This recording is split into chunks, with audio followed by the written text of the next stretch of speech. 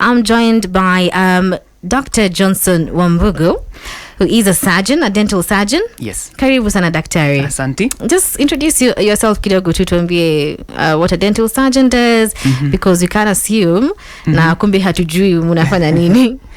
So, I think in the previous hour I said I'm a dentist. Now every dentist is graduates with a degree in dental surgery. You have to have a degree? Yes. Okay. So that is why you're called a dental surgeon. Yes.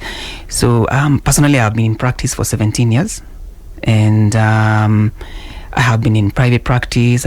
Before private practice I worked in public sector a little bit, Mission Hospital a little bit, and then now I'm in private practice. Yes. And how is the industry in Kenya? Now that's a good question, because dentists are not as many as you'd think. We are I think in the list as of maybe January this year, we are about 1,500 who are registered. Countrywide. That includes people who have retired, people who've died, people who've changed careers, people who've left the country. So dentists are about, I would say, approximately 1,500, because there are only two dental schools in this country, one University of Nairobi and Moi University. There are other people who train outside the country. And so that's why the numbers are not that high.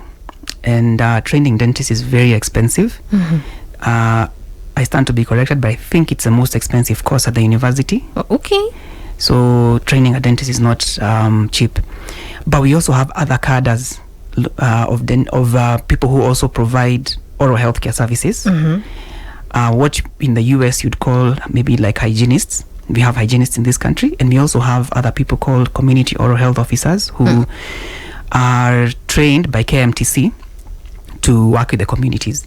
So that's now the whole dental industry. But they really can't do some of the things that you do. Exactly. So there is they're permitted to do what their training allows them to do, and so there are things that they probably would need to refer to a dentist. Yeah. Well, today we'll be discussing matters dental hygiene. Now, before we even get into the difficult things, come tooth decay and all that, can you just tell us why teeth are important? You know, because about watu wengi wanang'oa meno bure. Yes. So that's a good question. Now, teeth are important for many things, but I would say the three basic reasons are: number one, nutrition. Okay, you're not able to eat if you don't have your teeth. Okay, or eat foods that are nutritious.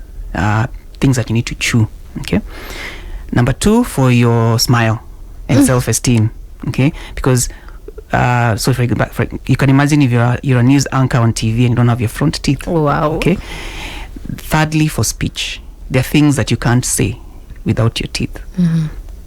So for example, you can't say Mombasa properly without your front teeth. Mombasa or Minas or I don't know, hippopotamus, you know, or anything that has a letter S and a letter T will disturb you without your teeth. So those are the three main reasons why we need your teeth. For children, probably also, as the teeth grow, they also contribute to the formation of the face, of the jaw bones.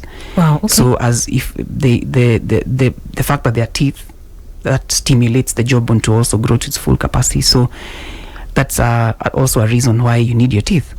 Yes. But the primary question, how I answered it, was for the case of adults.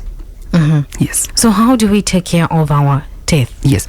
So now, there's a myth I would like to dispel, and it's mostly an African myth, that we are able to tell how old you are, or the signs of you growing older are you losing your teeth. But I think the way God intended was we were supposed to go to the grave with our teeth. So what has happened over the last probably century or so is that we discovered sugar, and then we discovered carbohydrates that are easy to digest, because we're trying to feed the world. And then we also discovered carbonated drinks, and then our feeding habits changed. So in the last 1 century or so, that is why we've had an increase in the prevalence of oral diseases. And all mammals, including ourselves, because we are mammals, and probably, let's say, all animals that have a mouth have bacteria in that mouth. And that bacteria has a purpose. There's a reason why God put it there. Now, the challenge is when we let that bacteria multiply over because of not having good hygiene, that bacteria combines with saliva in your mouth and forms something called plaque. Okay, so when we brush our teeth in the morning, we're actually removing plaque. Okay. And as I've explained, bacteria is, plaque is we call it a biofilm. It's a creamish whitish substance that you see that is actually primarily composed of bacteria. Bacteria has multiplied over a long time because you're not keeping your teeth clean. And that bacteria is the source of most of our problems. So plaque is only on our teeth or the entire mouth, on your tongue? It's only on your teeth? So it is on the teeth and on the tongue. Okay. Because the tongue is rough. So that's an intelligent question right there. I'm intelligent. Yes, so plaque is a source of our problems, and when we are doing our oral hygiene, we are trying to reduce the amount of plaque, or actually to a minimum where there's not that threshold of causing disease. Now, someone will say, what about if you fast? Okay, will you still have plaque? Yes, you will. So you still have to brush your teeth? You still have to brush your teeth. If you were to say, I'm going on a 3-day fast and I'm not going to eat anything, and then you reason that probably I'll not brush my teeth because I am not feeding, that is not a good way of looking at it, because plaque still will form. So now, I've said bacteria in the plaque is what causes most of the problems. When it mixes with saliva? So the saliva coats, when you brush your teeth, so let's start from basics. When you brush your teeth, immediately within seconds, saliva coats teeth. It has a function because it is protectory. It actually has enzymes in it that protect your teeth, your gums from disease. But at the same time, that saliva is sticky in itself, and so bacteria starts colonizing and sticking on that bacteria. On those surfaces of the teeth and the tongue immediately. And so after that, it starts multiplying very fast. Now, you remember I said that we have discovered, and most of our diet is composed of carbohydrates. So you think of them, the bread you ate in the morning, then gouache you ate, the ugali you ate last night, all those are carbohydrates. Now, this bacteria loves feeding on carbohydrates. Now, if you remember your high school biology, I think it was Form 1 biology, we were taught that carbohydrates start being digested in the mouth. So when you chew your ugali, it starts tasting sweet because saliva actually breaks down those complex carbohydrates into simple sugars. Now, so the bacteria loves simple sugars. So what I'm trying to say here, it's not just that eating sweets is what causes cavities. It is any fermentable carbohydrates. Okay. So when you chew on the carbohydrates, those are broken down into simple sugars, and then the bacteria feed on the simple sugars. Now, when children come to my clinic, I tell them that when the bacteria feeds on the simple sugars, they form a byproduct. So the bacteria poo on your teeth. Okay. And they form an acid. Now that acid is what now eats away your teeth. Okay. So you have repeated attacks of acid over long periods of time. So in the morning you ate ugali, you broke it down into sugar, the bacteria fed on it, and then they formed an acid. Then at tea time you ate mandazi, same thing. Then at lunchtime you ate maybe chapati, same thing. Then in the evening before you go to bed, probably you had something that's maybe you had a Coca-Cola, and then you decided to eat something that has still some carbohydrate of salt, maybe some githeri, chewed it, and then you didn't brush your teeth, and then the same thing. Now this will make me ask you, should we brush our teeth every time we feed on something? Like every time we eat, we brush our teeth to avoid the acid building up in our mouths? So that's a good question. So the simple answer is it's not practical. Yes. Okay. So what we do is that we recommend at least twice a day, in the morning and in the evening. Okay. Because what you want to do is to always have the pH, the acidity of the mouth always below. So we want it to have an alkalinic environment. You don't want to reduce the amount of acid in the mouth. Okay. That is why we recommend in the morning, and that would be best if you do that, but it is not practical. Yes. We'll be jumping right into tooth decay. Ni kitu inasumbua watu wengi sana. Yes. Okay, so I've explained how tooth decay works. So we've said it's repeated acid attacks on your teeth. Okay, so before we get to how you prevent it, yes, how do you treat it? So first of all, how do you tell you have tooth decay? So the first sign is that, you know, tooth decay usually progresses. Starts with the surface of the tooth turning a certain color, then it discolors, turns blackish, then after that you start seeing probably a small hole, and then you get a toothache. Now, if you remember your science, there's the structure of a tooth. There's the white part of the tooth, which is the top, is called enamel. Yes. Enamel is the hardest substance in your body. It is even harder than bone. Wow. Then inside there, after the enamel cover, that's the white part that you see when you smile. Now, if you are to remove that layer, inside there is another component called dentine, which is a part of your tooth that is alive. Okay, and then at the middle of your tooth is a void. There's a place inside there that's like a tunnel where the nerve is found. So, yes, so inside there is where the nerve and the blood vessels are. So think of your tooth like a pipe. So there is the outer layer, which is the enamel, which is only on the crown of the tooth. Then there is the dentine, which is in the middle, and then there is the part that is void in the inside. Now, if you go to the dentist immediately when you notice that the part has turned color, it is much cheaper than when you go when it is a hole. And it is still much. And if you go to the dentist when it is a hole, it will be still much cheaper than when you go when it is a toothache. Okay. Because what happens is that the cavity continues progressing, and people ignore and say meno ilipona, so am I going? But the thing is, meno haiponi. The cavity just continues becoming bigger and bigger until the day it will get to the middle of the tooth.